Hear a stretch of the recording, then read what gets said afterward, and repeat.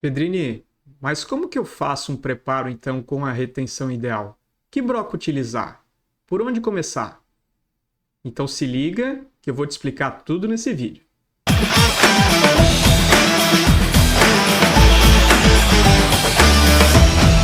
Na aula passada nós abordamos a importância da retenção friccional.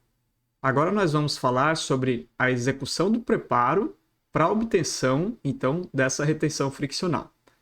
Primeiro é importante saber que para um preparo, para ele ter retenção friccional, é necessário que ele tenha basicamente duas coisas. O paralelismo na primeira inclinação, que todos sabem que os preparos dentais têm a primeira e a segunda inclinação, e a primeira inclinação, que é aquela que fica mais na cervical, vai ser a responsável pela retenção friccional, tanto em dentes posteriores como em dentes anteriores. E a segunda coisa é a boa adaptação, seja da sua coroa provisória, seja da sua coroa de cerâmica. Mas para isso é necessário um bom reembasamento do provisório, coisa que a gente vai ver numa outra aula, ou a própria adaptação da coroa de acordo com o protético. Para isso é necessário uma boa moldagem, um bom escaneamento e você ter muito critério na hora de provar o coping ou a própria coroa quando estiver nesse momento da execução da sua prótese. Então vamos lá, acompanha comigo aqui. No incisivo, você vai fazer lá no início, primeiro o sulco marginal cervical para delimitar já um pré-término, depois o sulco de orientação, que vai ser feito com a broca 3216. Você tem que prestar bem atenção no longo eixo do dente, principalmente se esse dente tiver girovertido, um pouco inclinado, no caso de um repreparo, onde já foi feito um preparo e você está refazendo em caso de trocas de coroa. Então tem que prestar bem atenção nesse longo eixo do dente, então na vestibular, e depois fazer esse sulco de orientação na palatal, o que dá um pouquinho mais de trabalho, pelo fato da polpa estar ali próximo e você vai inserir a broca justamente ali na região do cíngulo, que tem que prestar muita atenção para não haver uma lesão pulpar posteriormente. É importante que você note como no incisivo a vestibular vai ter uma altura maior. A parede vestibular vai ter uma altura maior e o próprio incisivo é um dente mais alto. Então, essa altura da parede vestibular e do incisivo em si vai facilitar muito a nossa retenção friccional. Mesmo que você erre um pouquinho, ele ainda suporta bem. Você geralmente tem uma boa retenção friccional no incisivo. O que tem que cuidar é ali na palatal, e aí eu quero que você perceba como a parede, a primeira inclinação da palatal é pequena.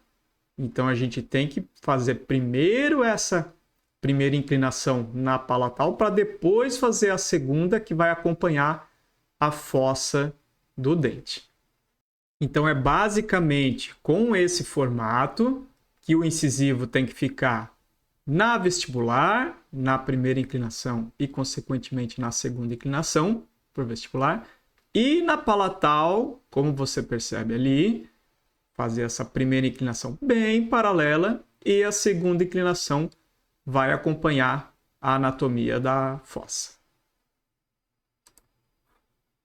Já nos molares, nós vamos iniciar a construção dessa primeira inclinação lá no sulco de orientação, assim como no incisivo, geralmente com a broca 2215. E nesse caso, a parede vestibular e a parede lingual ou palatal vão ser muito parecidas, então não tem grandes diferenças. A grande diferença do molar para o incisivo é que o molar é um dente mais curto, menos comprido, ou seja, ele vai depender mais da retenção friccional, mesmo em casos de cimentação adesiva, tá?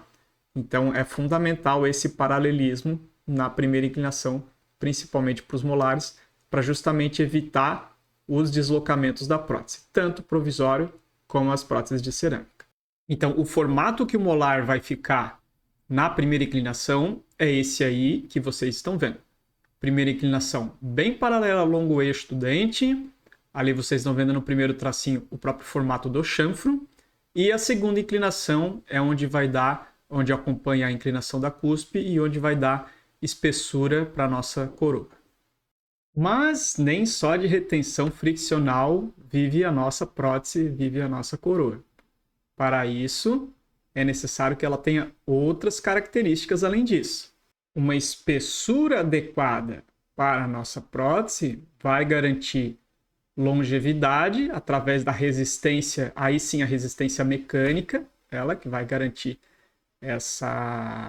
que ela não frature, digamos assim, que todo paciente, quando compra uma prótese, ele quer que a prótese dure quanto tempo? Responde aí, a vida toda, não é verdade? A gente sabe que não é bem assim. Mas se o nosso preparo conseguir ter a quantidade de desgaste ideal, e a gente vai entender o que é essa quantidade de desgaste ideal, e ter um bom término, no caso do chanfro, a gente vai conseguir proporcionar para o nosso protético boas condições de estética, de função e de resistência. Tá certo? E como que eu vou saber essa quantidade de desgaste, então, ideal que você tanto fala? Bom, uma das formas da gente ver, e a mais eficaz, é através do nosso próprio provisório. E se tem uma coisa que eu entendo, é de preparo e de provisório. Então, se você quiser ficar sabendo mais sobre esses assuntos, continua ligado aqui no canal. Até mais!